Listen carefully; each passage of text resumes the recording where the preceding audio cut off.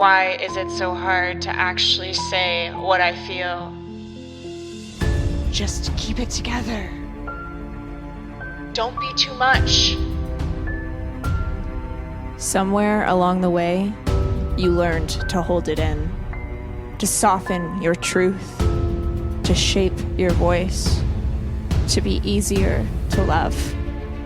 But your body knows, your voice knows, and there's a place inside you where nothing is forced, where everything real gets to exist. This is that place. Welcome to G-Spot.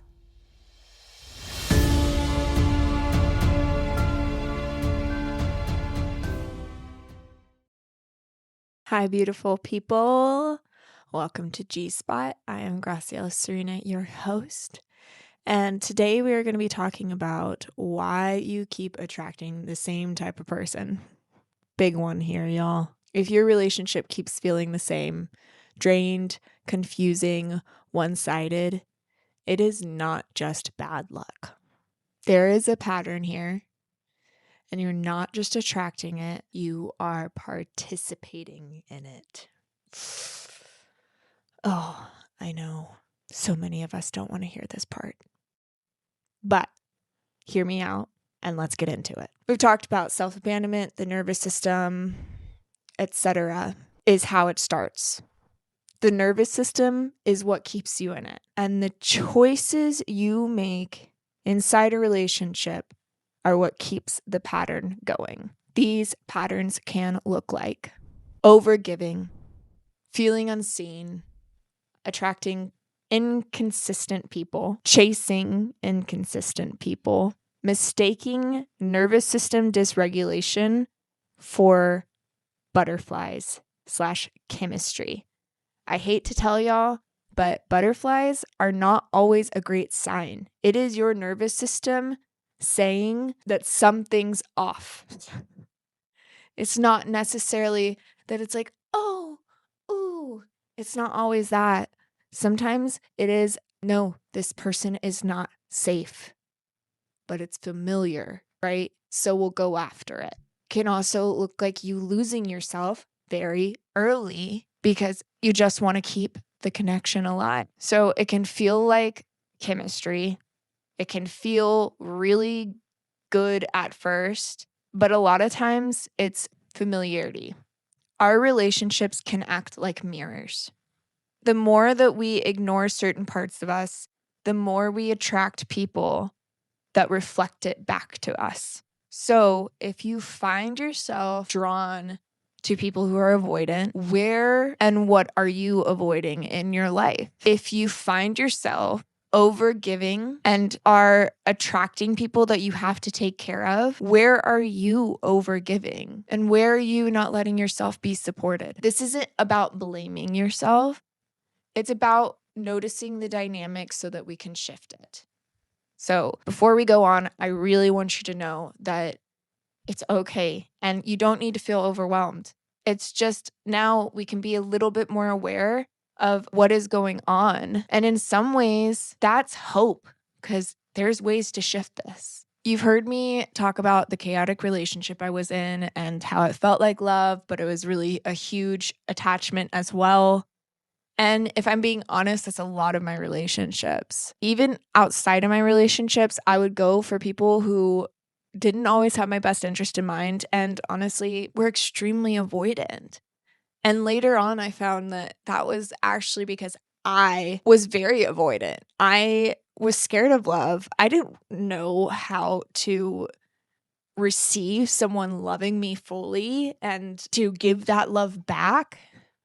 And if we want to go deeper into that, it's because I didn't know how to fully receive love from myself. We like to think we're just attracting the wrong people.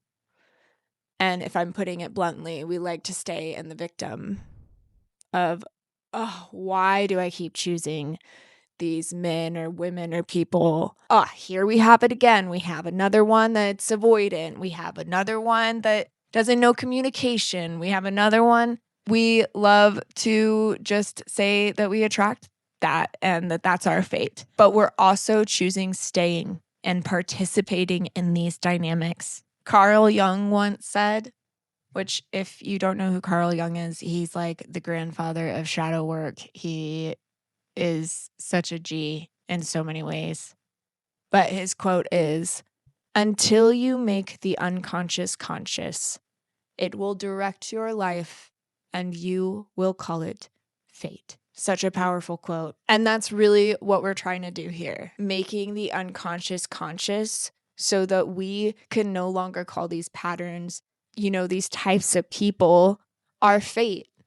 We can choose our fate. We can grow and we can expand and we can attract the people that we actually want in our life.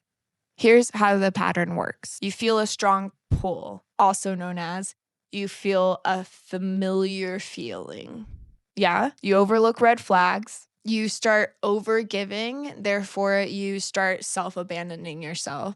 You start to feel that drained feeling, which I have talked about in the last episodes. That draining feeling, that feeling of like, oh, I don't have any more to give.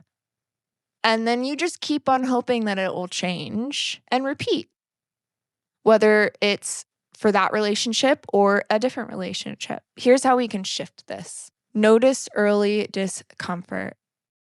That feeling is the first sign of a pattern. Over giving. Patterns move fast, but we can see them if we slow down.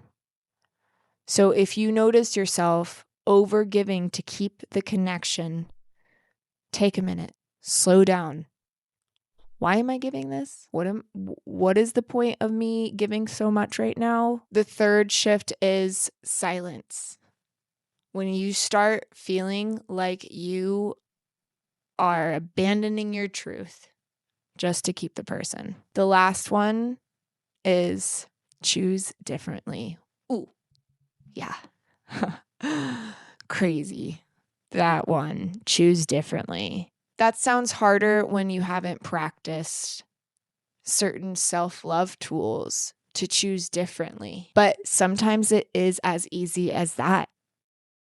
Noticing the pattern and being like, I choose differently. Healthy can feel unfamiliar at first. That nice guy who's available, can communicate well, or girl or person, sometimes we can deem them as boring in our head, but sometimes it's just healthy and our nervous system isn't out of whack.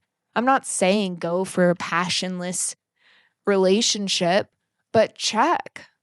Is your nervous system on overdrive? Are you looking at the text being like, oh my God, what? Are they going to text? Are they going to text? Oh my God, it's been like hours. Are you feeling safe? Just notice. Does this feel healthy? And ask yourself, what am I hoping this person will give that I'm not giving myself?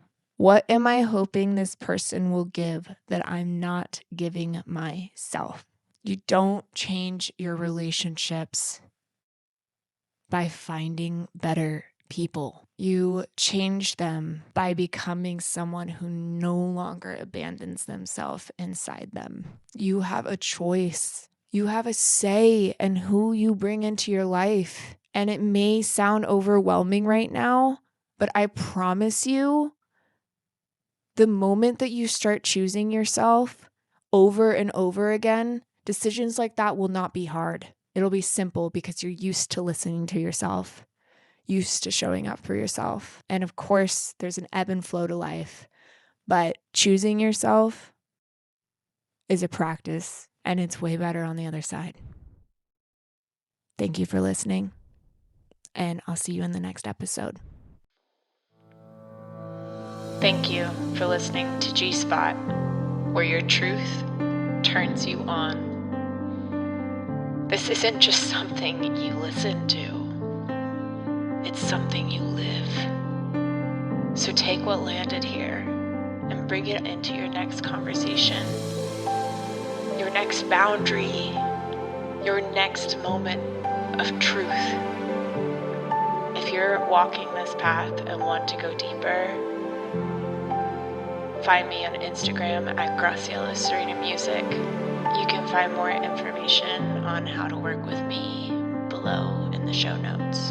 And if this resonated, let it travel. Share, comment.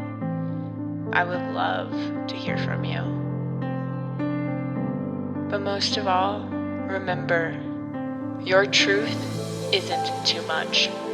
Your voice isn't the problem. Stay there, in that place where it's real. I'll see you next time.